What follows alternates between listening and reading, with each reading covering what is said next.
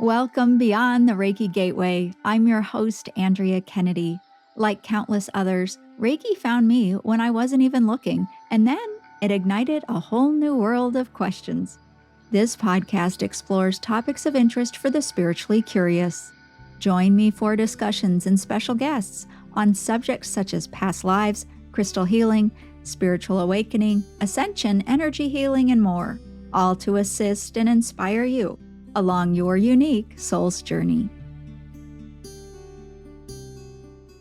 After hearing from so many of you requesting in-person Reiki training, I've gone and done it. I've scheduled classes right here in Ann Arbor, Michigan in October. Join me for a Reiki 1 and 2 class or a Reiki Master class. Plus, I've also scheduled a very special event you won't want to miss. Find out all the details and register at mainstreamreiki.com. Seats are limited, so I invite you to check it out quickly. Thanks so much for listening and being a fan of the show here. I can't wait to see you this October. Welcome to Beyond the Reiki Gateway. I'm Andrea, and I have with me today Kara Daniels of Deep Root Connections. She's a wild child turned earth energy healer who bridges the physical and mystical. With a background in wildlife biology and deep metaphysical training, from Reiki to earth-centered healing, Kara helps people commune with trees, spirits, animals, and the unseen realms. Her signature practice, Earth Consciousness Healing, blends grounded wisdom, ancient nature magic, and modern energy awareness. Whether you're rooted in the forest or your inner world, Kara invites us to speak nature's language and co-create with the more than human world. Wow, Kara, I am so excited to talk to you because I can't really recall a recent episode where we delved into nature and our connection with nature and perhaps reconnection with nature. So I'm really excited to explore this with you and find out more about you and all the different stories. I bet you have so many fascinating stories. So I want you to please share examples, share stories, and let's go ahead and get into it. But I just want to say thanks for being here first and foremost. Well, thank you so much for the invitation. I cannot wait to dive into this topic with you. It's my favorite thing to talk about. Oh, fantastic. I know. And I'm going to be kind of, old school because you do have quite an interesting story. And I'm sure every podcast you do probably starts out like this, but you had studies relating to nature, more mainstream, and then some things happened, and now you do this full time. Is that correct? Yes. All right. So could you fill us in a little bit on what you were doing before and what's this wild child thing about as you describe yourself? Sure. My grandmother actually always called me a wild child. When I was younger, I grew up in a very urban environment. We had a nice little house, a backyard, and lots of neighbors. But I was the one kid on the block that would wander around the neighborhood barefoot. I would refuse to brush my hair. And I would be found just dancing with the wind and hanging out with the caterpillars and butterflies in the garden. And I definitely did not fit your traditional city archetype kid, if you will. And I just always resonated with nature. And so the wildness and Mother Gaia have always really just run through me. And so that's what the wild child is. I never really outgrew that phase. I love the contrast and that you were, it sounds like wild for some time. You didn't give that up. You didn't turn into, somebody out of alignment with who they came in as, it seems like. Is that true? Or did you veer into the mainstream and the expectations? I would like to say it was kind of a 50-50. So when I decided to formally study something at university, I didn't really know what to do. I just knew that I wanted to help animals. My dream job was always to be a wildlife rehabilitator. And I was told over and over again that that's not a real job, unfortunately. So I thought the only path that I could take was to study wildlife, shoot for the stars to be a biologist, and maybe make a difference in that capacity. And so that's the path that I took. I went into conservation, studied wildlife biology, and I did go into the mainstream for a while. I followed the rules. I allowed my creative flow to turn off because I thought I had to. But after I graduated, I just it just was awful. I took temporary jobs all over the place. They were usually 3 to 6 month stints doing field research, and it just didn't feel right. Even halfway through my undergrad, I thought about changing majors. Nothing really felt congruent with what my soul wanted to do, but I didn't have the words for that. And like, you can't just talk to your professors like, this doesn't feel right for me. And then they tell you what you want to do isn't a real job. So I tried really hard to fit that mold for about 10 years after I graduated, and I just could not figure it out. I would take a job for 3 months, and then I would get restless, and my soul would push me forward. And I'm very passion driven. So if I don't feel that fulfillment on a soul level, I look for something else. And so I did that for 10 years. And then one day I was like, okay, universe, like, we got to figure this out. I have a little tiny human I'm taking care of. I became a mother in that time. And like, to move forward, I either need to become a real adult in quotation marks, like take a real job and just do it, or I need to understand where this passion and this drive is coming from, and I need you to lead me forward because it doesn't make sense and everything I've tried at this point doesn't work. And so either like help me out here or make it go away. And that's when everything really started to move forward. It was like 2 days later, this cat came into my life and she started talking to me. And I was like, okay, this isn't what I imagined, but let's go there because this is my only option. And so it was kind of just a breaking point for me. I gave up, I surrendered into whatever was supposed to be. And as soon as I made that decision, I got to follow my soul passion, and everything kind of just felt so good. So good after that. Wow. So there's a lot there. So first of all, what I was feeling while you were talking is, oh my goodness, during those years of trying to fit in and, make a go of all of the investment that you had put in. I mean, what an investment, money, time, passion, all of that stuff to commit to that more, trained path forward and the expectations. I have to imagine that wasn't that really hard as far as trying to wrestle maybe with self-judgment that what is wrong with me? Why can't I make this work? I don't know. What I would imagine you had some rough times.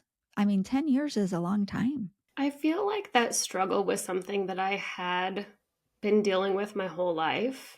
Just even going to school, I was the sensitive one. I was the one watching the anthill instead of playing on the monkey bars. Or so I was always kind of like that person who always felt a little displaced and couldn't quite figure out why.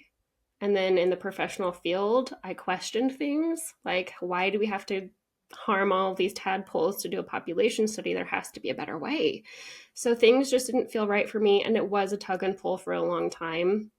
And I had to turn a lot of my sensitivity and opinions off just to actually get certain jobs and try to climb my way up the ladder.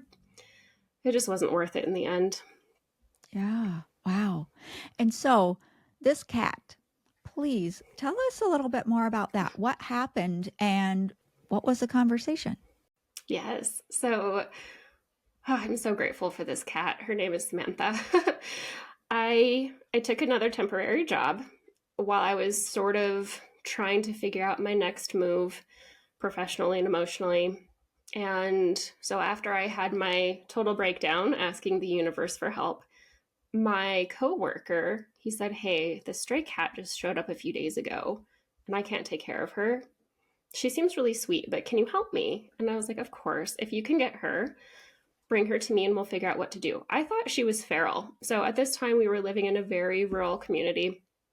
And most of the cats that would wander to somebody's home were feral. So I thought she would be wild. Well, he caught her, brought her to me. She was very, very tame and very, very pregnant. And so I took her home. I actually put her in an outdoor, it was a shed, but it was somebody's office. So it was really nice and insulated and had windows. It was like her own little abode.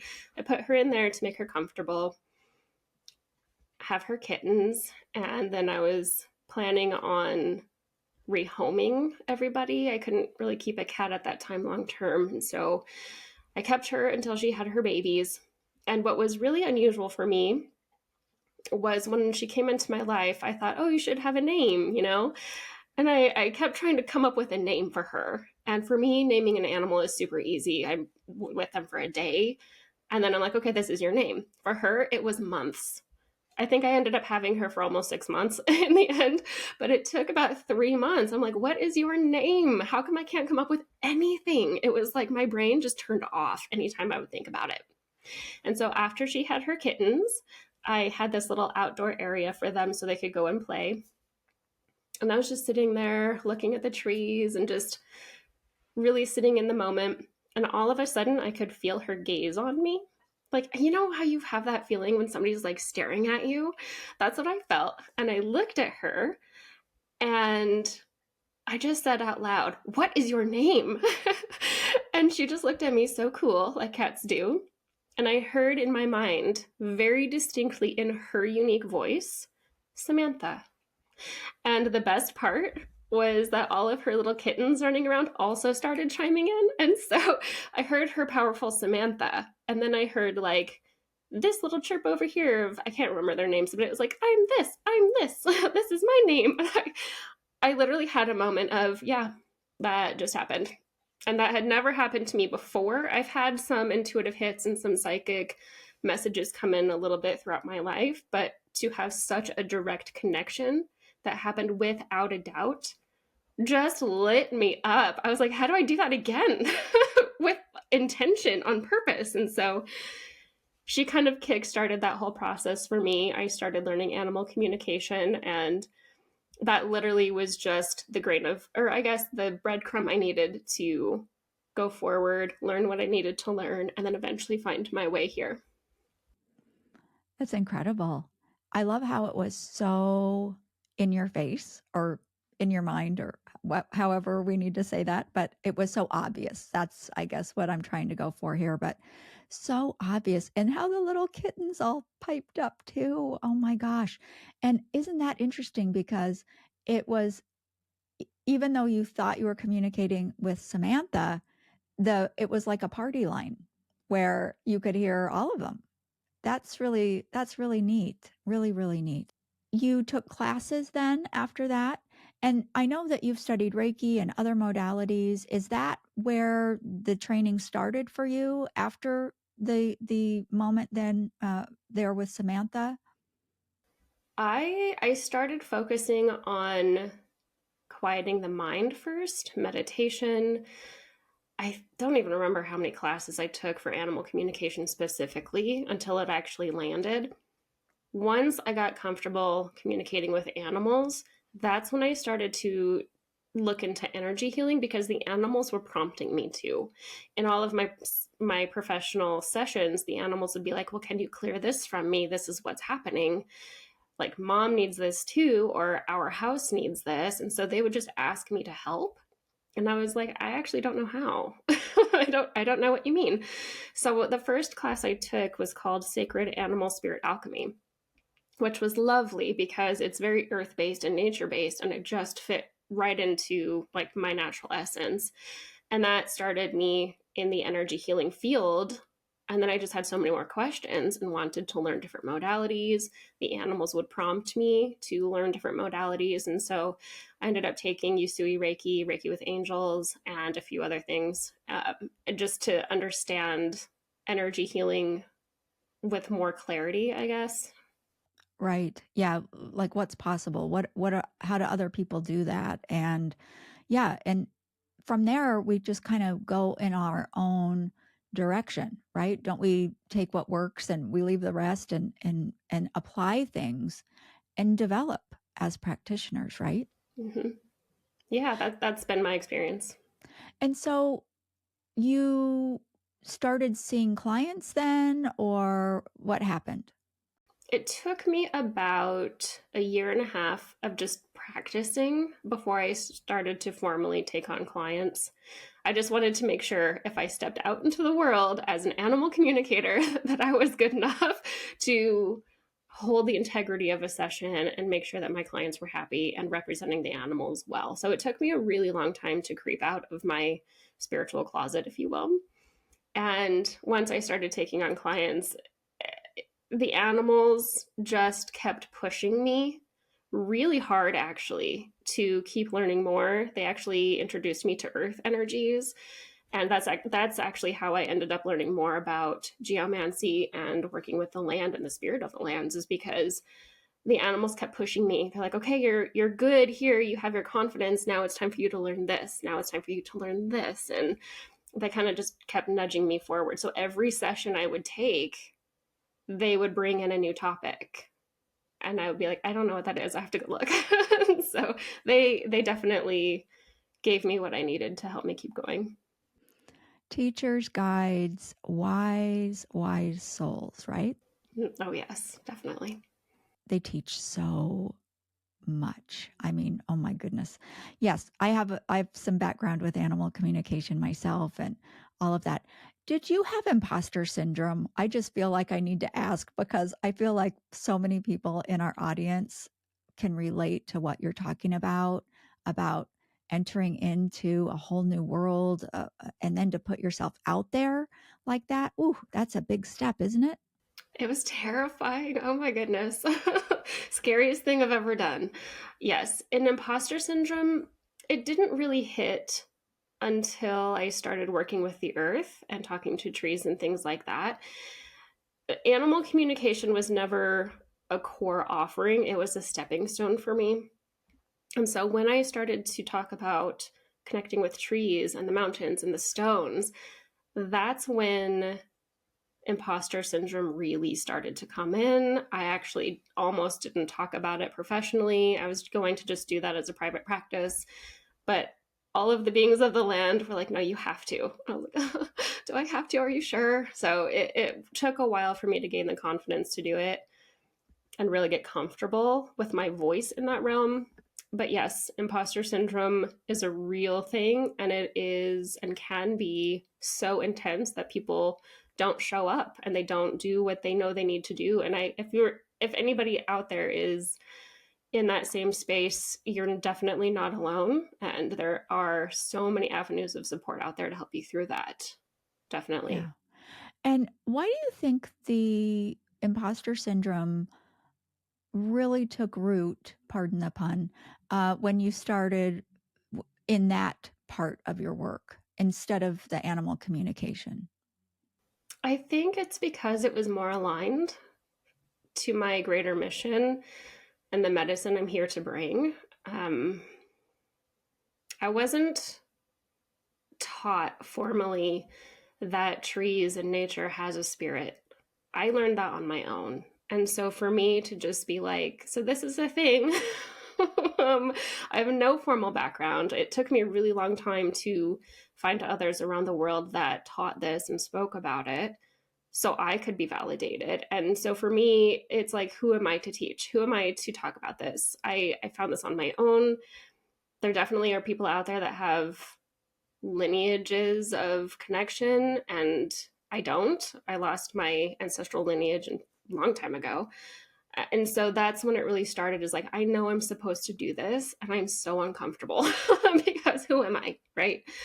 Yeah, so it's something that honestly just popped up a couple of days ago with my new programs coming out. I had a moment of, is this with integrity? Am I really supposed to be doing this? And I had to really sit with that and process those feelings and look within and just kind of self-check and then go forward. Yeah. You said something a moment ago that perked my ears. You said you lost your ancestral lineage? What do you mean?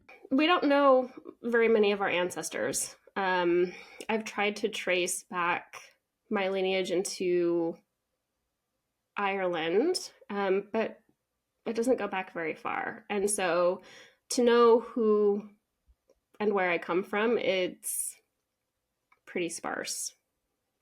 And I feel like I really needed that at one point to verify and validate the information I was getting. So let me actually just dig into that a little bit more. I feel like I'm not giving you the depth that we should go into. When I started really feeling into the trees and working with energy in that way with the land, I would see symbols and I would have these intuitive notions and I would just have knowings on how to do certain things. And it didn't make sense to me. And so when I started looking up, like, what does this symbol actually mean? I found a reference in Druidry, I believe is where I found it. Celtic shamanism, stuff like that. Like I was looking in that direction, and that kept me feeling very connected to the ancestors I could never meet, I will never know anything about. It verified what was coming through for me. It's like clearly my DNA knows what's going on and what to do, and my logical mind is fighting with it because I need the tangible explanation. And so there was definitely a tug and pull there for a while. Right. Now, what about your spiritual DNA though? Have you, I'm going to ask you a personal question, but have you had a past life regression? Have you had lifetimes before doing this work that would never show up at a genealogy report here from this lifetime?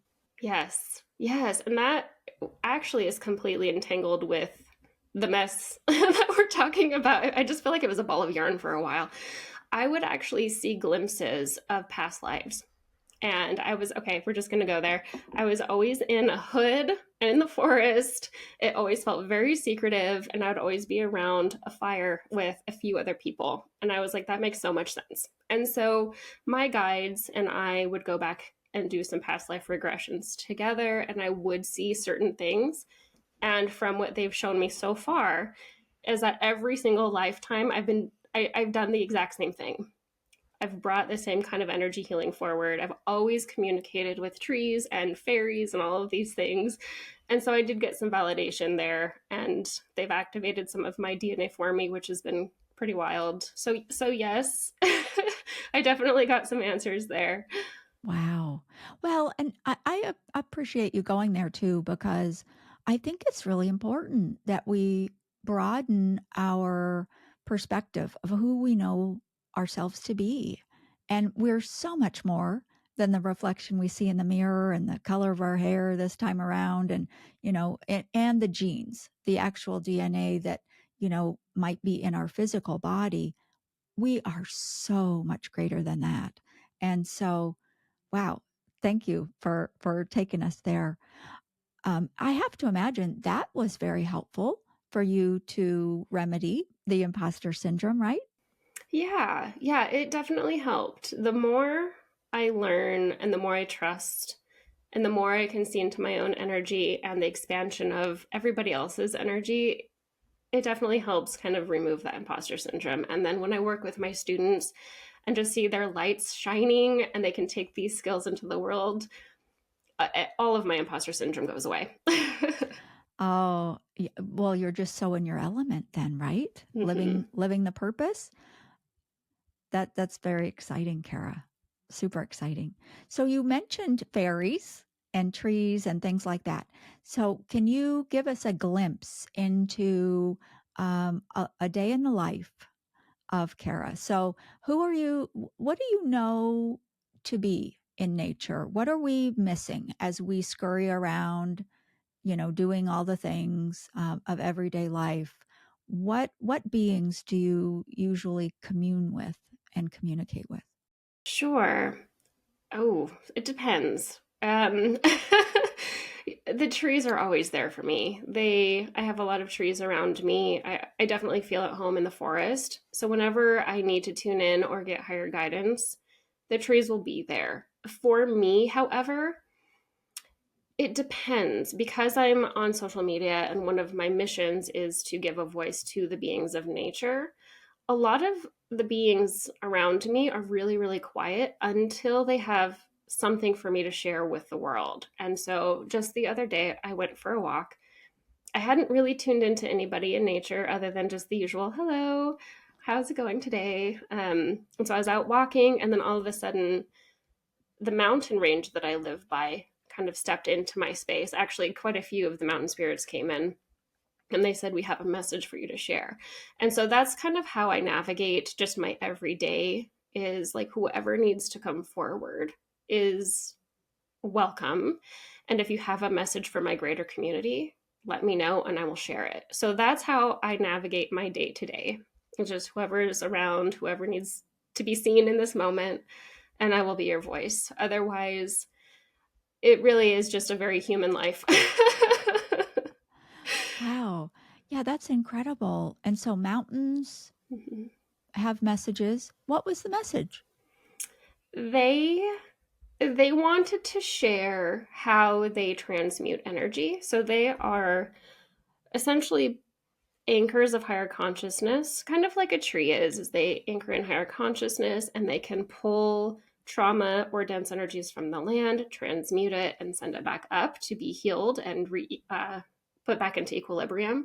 And so the mountains were sharing the same thing. It's like we actually are holders of the space. We pull the traumas from the land, send it up, and then anchor in higher consciousness. However, many beings of the land, now the mountains were specifically talking about them, but I've seen trees and stone beings and other beings that have gone dormant because they were kind of just waiting for humanity to reawaken. Humans, of course, most of us know, kind of fell into the dark and are working our way back out. And so a lot of the nature beings have gone dormant, basically put themselves to sleep until humanity comes back into consciousness and more people are able to understand that the land has a spirit. And so now, because people are waking up to nature, I'm so excited. I'm so excited about this. The mountains are asking for help, recognition, and to help them wake up the dormant mountain beings. Now, the trees are coming into, like, don't forget us. So trees have done this too, especially some of the older ones. And so this message was largely about the mountains, to make crystal grids, nature grids, sing, dance, send your intention out to say, hi, no, you're in there. I don't know what I'm doing. If you have no idea what you're doing, it's all good. Your intention alone is enough to send energy towards them and to start waking them up.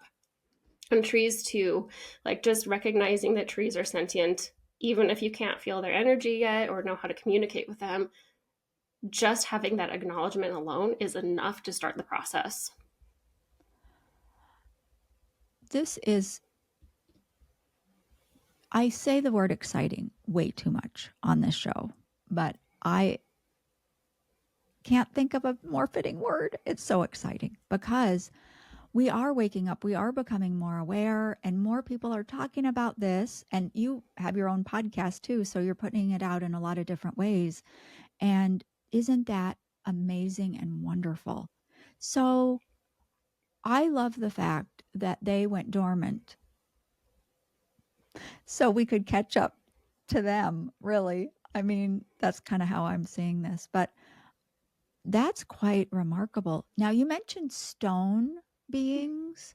I mean, mountains that has a lot of, rock and that kind of thing. But what do you mean by stone beings other than that? Yeah, rocks have little elementals inside, and I call them stone beings. They sometimes come in clusters and family units, or they are their own entity or being, and they just like to hang out wherever. Like I have this one rock. She's so sassy. She's like, "Can you take me for a ride in your car and put me on your dashboard so I can go see the world?" I'm like, "Okay." She's so cute. Or sometimes they ask to be dipped in the water. So yes, and I think that crystal people are not going to be impressed with me right now, but I think crystals get so much hype right now.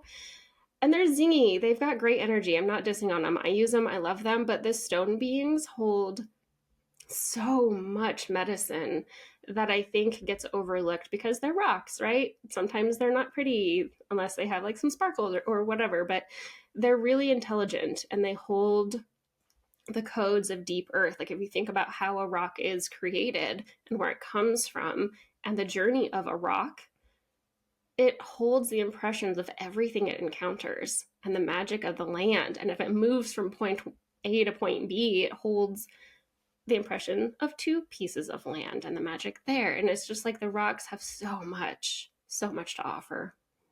I've always loved rocks and trees too, and because it has always fascinated me to kind of put myself in their shoes, so to speak. Like a tree that has been alive for 200 years in the same place. Just to imagine everything that the tree has experienced and witnessed. Wow, I just get lost in that. There's such an amazing wisdom, a steadfastness, and the rocks, how amazing are they? Because the dirt under our feet and the little pebbles, they were not always that at all, right? I mean, they could have been inside of a mountain. They could have started as a boulder. Well, not started, but part of their journey could have been a huge boulder in the middle of a stream. They could have been carried by glaciers. I mean, things are not what they appear to be, just on a little walk. And I've always told my students when we talk about Reiki grids, in my classes, building Reiki grids, and they're like, well, do we have to use quartz? And I'm like, no. And if you're out on a walk and you see a rock and it gets your attention, that is just as wonderful as any kind of crystal that you can buy at a store. Don't be fooled that you have to go to the crystal store just for the special pieces to use in your home and your practice. I mean, nature is complete, in my opinion. But so to hear you say all that, I'm like, oh, that is just so awesome. Yeah. Um, I actually came across you and your work on Instagram. And I remember I saw this reel that you did. And I'd love it if you would talk about it. It was the reel where you talked about the painted rock. Oh, yes. What a day that was. I have a lot of stories from that day, actually. Do you have a specific question, or would you like me to just share the whole story? Oh, well, whatever you're guided to share. What I remember is that you heard a voice and that you weren't expecting, and you investigated, and then things unfolded. So I don't know. Maybe you could start there. Sure. So that day, I just decided to take myself on a mental health walk. It's been a while since I had been in the mountains. So I took myself on this lovely walk. I talked to the spirit of the mountain and all of the little stone beings on the way back. It's actually a very rocky place. And when I finished my hike, I heard this, come find me over here, over here. Now, just for some clarity, I hear unique voices and their personalities. So for me, if somebody's calling me, it's very easy for me to tell that it's not mine or human. And I'm like, okay, somebody's calling me. Who is it? And sometimes trees will do that. And so I immediately just assumed it was a tree. And so I start walking down this other pathway right outside of the parking lot. And she's like, you're close, come over here. It's kind of like hide and seek. She's like, you're closer, you're closer. I'm like, okay. So I keep going down this path. And then I turn the wrong direction. And she says, stop, turn around and come this way. So I was like, okay, you just tell me when to stop. And so I'm like slowly turning around. And she's like, straight ahead. I'm like, okay. So I walk straight ahead and I run into this tree. And I was looking at this tree and I was like, you're not the one calling me. And he just looks at me and he's like, no. But he energetically was like, look down. His energy kind of was like sending me down. So I looked down and I saw the cutest little, I think she was a ladybug, a little painted ladybug rock. And she's like, you found me. And she was so cute. She was just like celebrating in her little rock body. And so I pick her up thinking that it was kind of strange to just have a painted rock in the middle of the mountain. And she proceeded to tell me that she plays hide and seek and she loves it when the children find her. And that's why she screams so loud, is to get the kids to hear her and increase their curiosity to come find her. And I thought, well, I wonder what it's like to be painted. Like, how do you feel about this? And she was just like this little ballerina. She did this little twirl and she's like, I feel so pretty and so fancy and I just love it. And then she referenced some of the other rocks around, the mountain rocks. And she's like, some of them are too cranky to look pretty. And and the other rocks were kind of grumbling, rolling their eyes at her. It was like this whole thing. And so she was just like, yeah, but you have to put me back so everybody else can find me. And I was like, absolutely. And I asked if I could take a picture. And she was like, yes, and tell everybody about this cool adventure. I was like, you are the cutest stone. So I put her back. And then I actually went home to see if there was like a club or a group that did painted rock stuff. And apparently there is. They'll put little painted rocks throughout the valley that we live in and like right at trailheads, just for people to go find and get people out. And she loves her mission so much. And it was just one of those experiences where you're just like, yep, that's normal. Yeah, like you just can't make this stuff up, right? Yeah. Yes. Oh, I love it. I love it. And, I've seen the painted rocks and stuff before. And I love the fact that you asked that question because I know for myself, I often ask, like, is this okay to do? Is this respectful? And so when I've seen those rocks, I have wondered about that. It's like, is that an okay thing to do, to put chemicals on the rocks and put it back out in nature? So this just gave a whole different perspective on the whole situation. But I guess we could talk more about that. What are the conversations that you're having with the earth and with the elements in nature about humans right now and the state of the world and our relationship? Oh, that is a great question. I have about 3 themes that I've sort of seen. And what's interesting is I've only really been outspoken about this for, I want to say, like a year and a half. So I'm really new into this and kind of watching the community shift. I've seen a huge change just in 6 months of people pushing back. And then that's how it was at first. People just pushed back, they didn't receive what I was sharing. And then it was like one day a switch got flipped and everybody was like, yeah, we totally get it.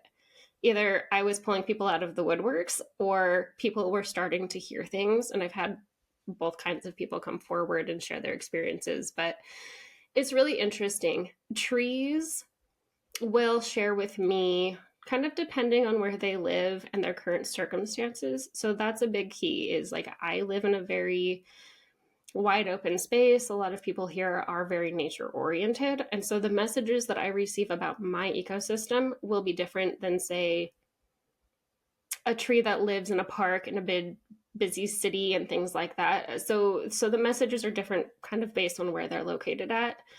The overall feeling that nature is giving me, though, from a larger consciousness point of view, is like there's been a big wave, a big push of people starting to awaken and they can feel it. So I don't know if you remember those auroras, the northern lights that just went over the whole world. I think that was last year. Forgive me if I'm wrong. That was definitely a turning point for nature. Before that, the tree beings and the stone beings were like, we're just kind of waiting. We're waiting. It's coming. We're just going to wait for it. And then those sun rays came in and they were like, it just happened. We're here. And now all of these beings are like, can't you feel the consciousness rising? Look at all the people that are waking up. And so like the nature beings are so excited and they're trying really hard to be methodical on their approach on how they specifically interact with people. For example, one of the trees that I met in, it was a wildlife park with a lot of trails, a lot of people visit. And he was explaining to me that he is a watcher. That's his job, to record how people interact with nature, if they're ready to start formal communications, or if the nature beings need to be a little bit more easeful in their approach. And so this tree will kind of survey how humanity is interacting with nature, report back to the elder tree, and then the elder tree will essentially create a plan on how the nature beings can start connecting with people and meet them where they are to help them keep going. I don't know if that makes sense, but they're in a collaborative group effort to help humanity.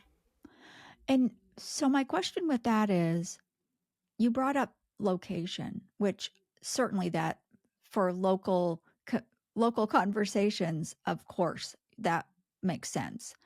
But can you address the concept? Is it true or not?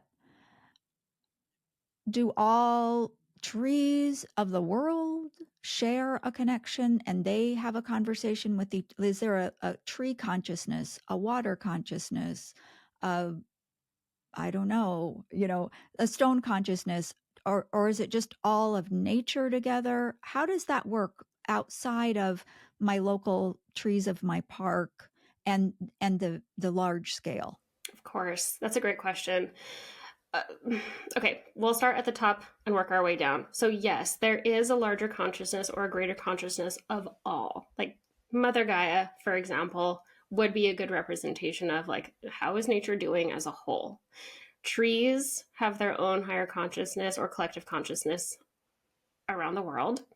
And then you can kind of scale down per ecosystem, larger ecosystem, and then keep scaling down, down, down into, say, your backyard. So there's different levels and layers of consciousness. So it depends on what the point of the conversation is or the messages that need to be shared. For example, with the mountains, they wanted to represent the collective consciousness of mountains around the world. These mountains are very awake, and so they just wanted to share their knowledge, but other mountains are not.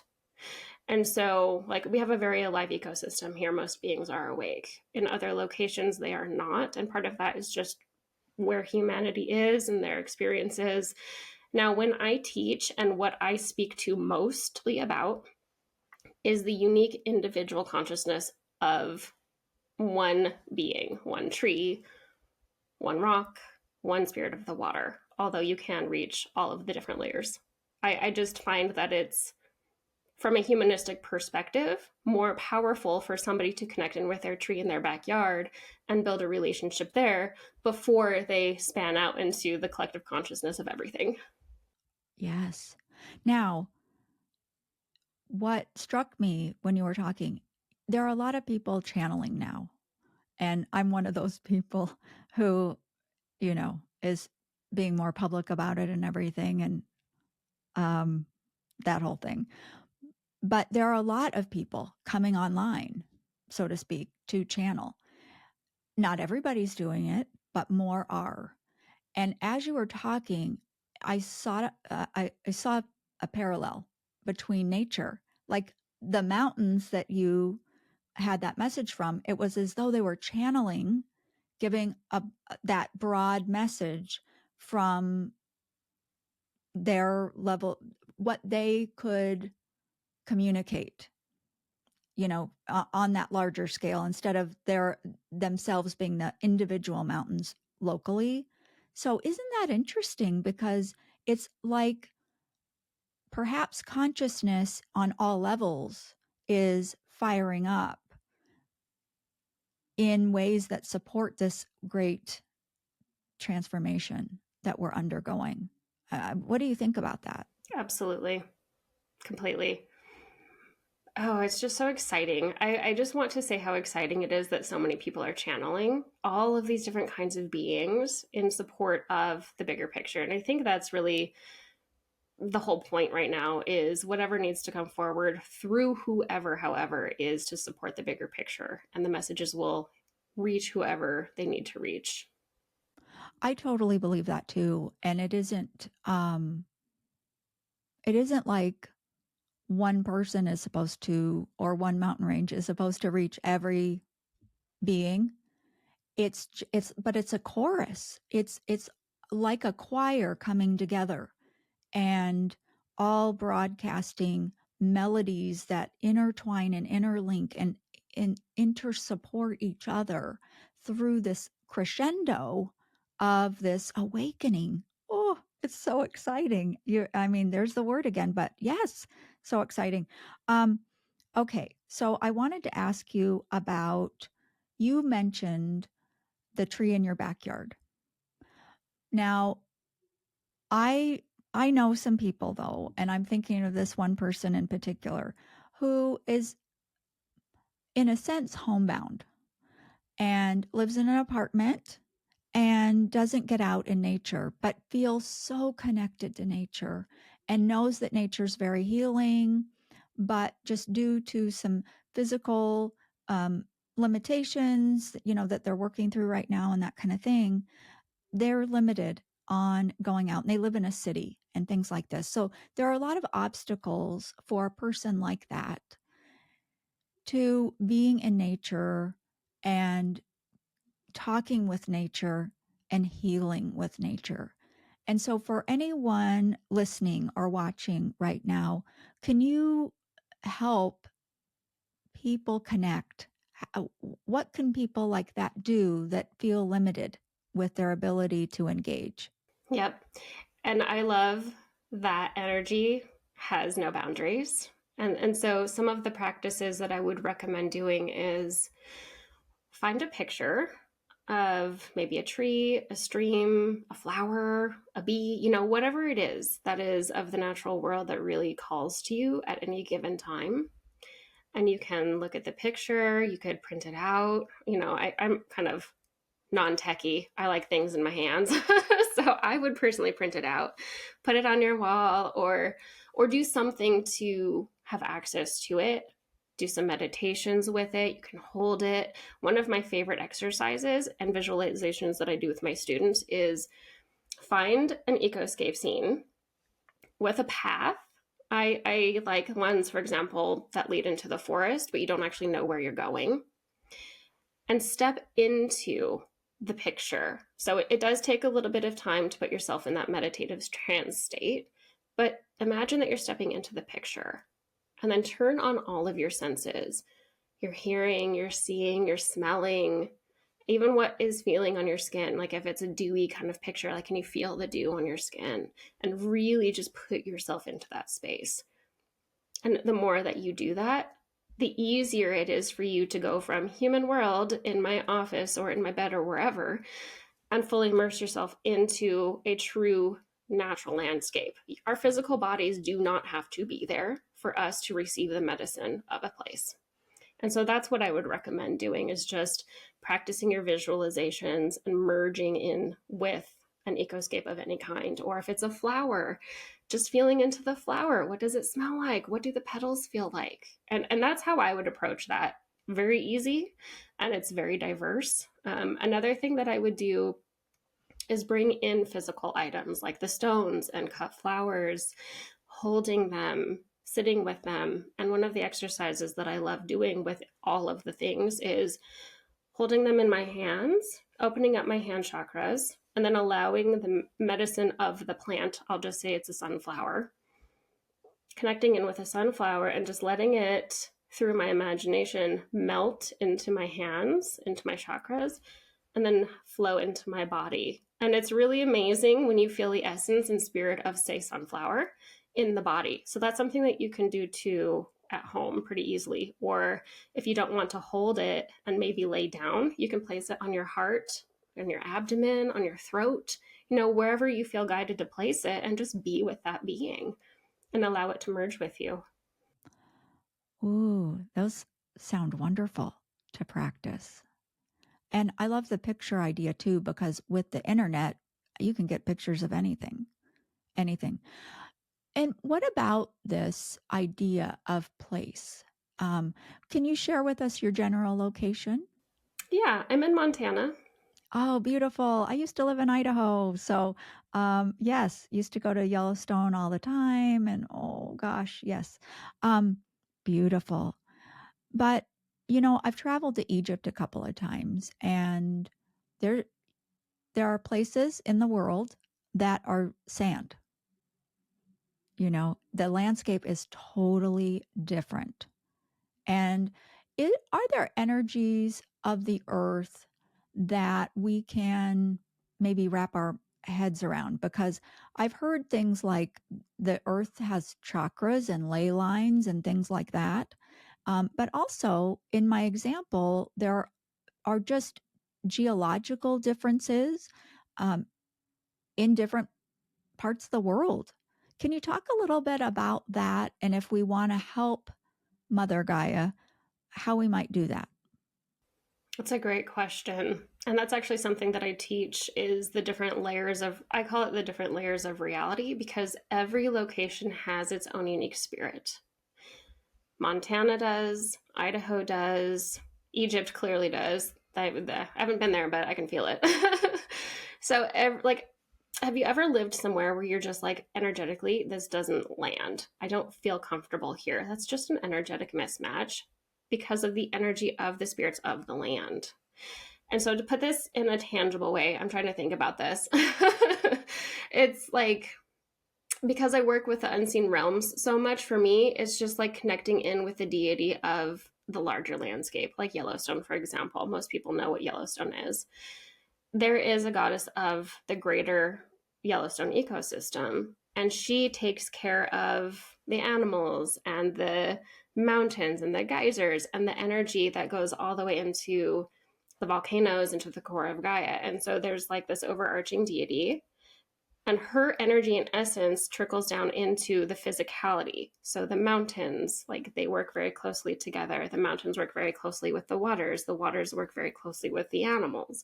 And so from an energetic perspective, like, some places are just potent, like they hold true Gaia and God consciousness in the most beautiful way, and they are power spots.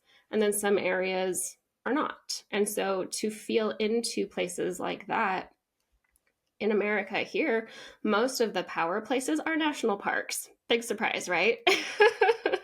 And people are so drawn to them, and they just feel better when they go there. And then you go to places like, I avoid large cities, so I really don't have great examples there. But even Seattle, Washington has its own energy and essence and deity and feelings and vibes. So I don't know if this is even answering your question, but it's like different locations have different personalities, different energies, and they are palpably felt if one is willing to even see the differences between places. Right. Yeah. So I have lived I lived in Western New York for a while, and we went there, and it was just like not feeling it. And we knew we wouldn't stay there, forever. And it took us a while before we moved. Nothing against Western New York, nothing against that. It just was, like you say, like a mismatch. And interestingly enough, we had on the show an astrocartographer, and she talked about the astrology of places. So, isn't it just absolutely remarkable how many different ways we can feel into just our surroundings and get to know how these things work and the energies? But what about the earth chakras? Are there earth's chakras? Yes, yes, there are. When I do different land healings for clients, quite often they have some kind of earth chakra, and they're very similar to the human system. They serve a purpose, they hold a certain frequency, they need to be in balance, and quite frequently they're not. And so what's really interesting is, like, there's this is like a whole master workshop, so I'll try to keep this brief. But basically, if out of balance, of course, just like in the human, it will wreak havoc on the human physicality, emotional, just depending on what it is and where it is. Same thing with the earth. And so quite frequently it's just a matter of removing the trauma, removing the energetic debris, recalibrating, and then letting things settle. So when we work with the earth and the chakras, it takes time for things to kind of readjust and have that ripple effect outwards. But yes, there are chakras, and there's portals, and there's energies that swirl down into the earth, and then energies that swirl up out of the earth.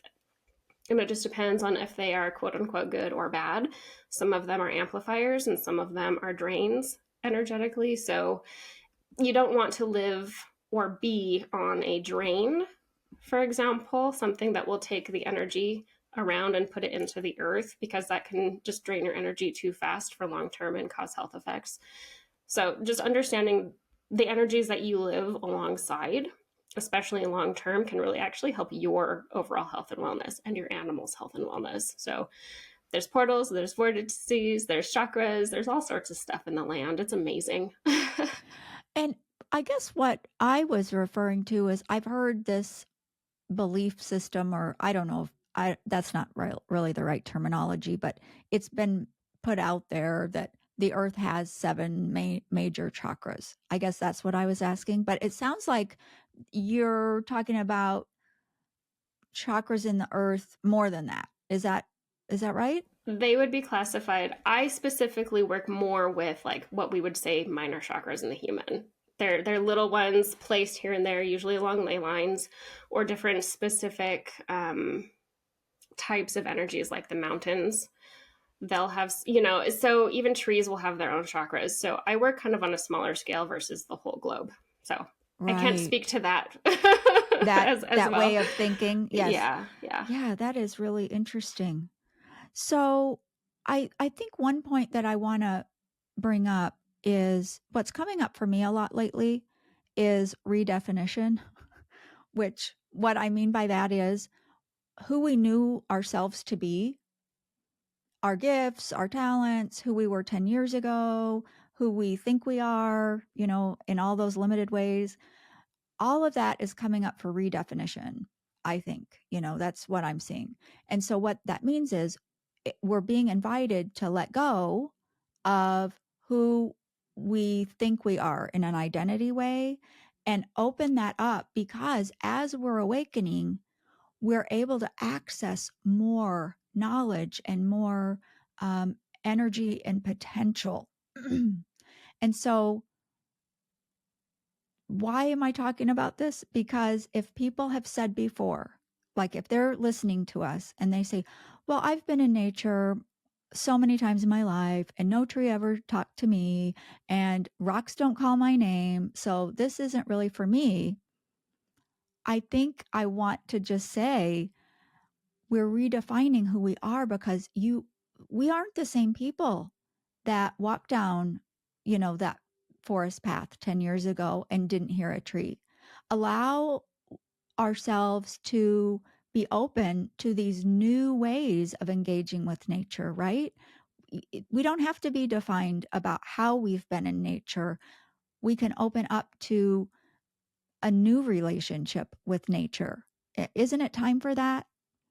Absolutely. Absolutely. And that's one of the reasons why I'm trying to be really loud about this, is because the beings of the land really want to bridge that connection. They didn't forget. They they remember a time when humanity worked with them and co-created together, and they just want that so badly. And it is time to reframe who we are and reframe our potential. It's easy to connect in once you believe that you can. I think that's the hardest thing, is just believing isn't seeing. No, wait, what's the word? Seeing is believing. That's not the case here. I'm going to botch this so bad. Seeing is believing. In this case, believing is seeing. There we go. Yes. And knowing Yeah. right? Because, Mm-hmm. knowing just goes beyond. Knowing is truth and, reconnection, I think. Wow. So this has been wonderful, Kara. I'm so ready to go take a walk outside and tune into nature again. But I'm wondering if you can share with our listeners and our viewers on YouTube how to find out more about what you do in nature and the land clearing and your courses. How do they reach you? Yes, of course. So socially, I am mostly on Instagram at Deep Root Connections. I also have a website, Deep Root Connections, and all of my programs and everything about me can be found in both locations pretty easily.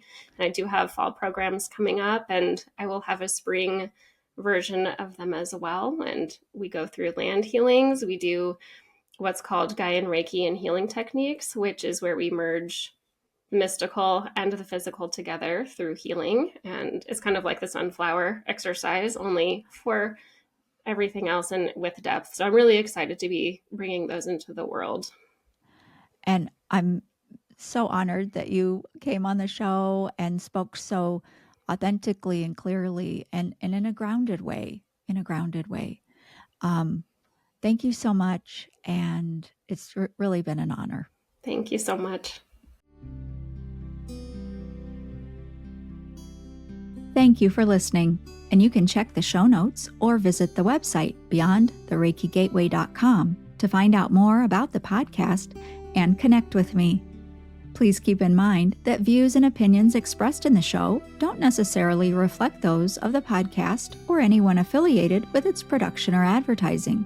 This program is presented for your entertainment only, and all information provided is to be utilized at the listener's own discretion.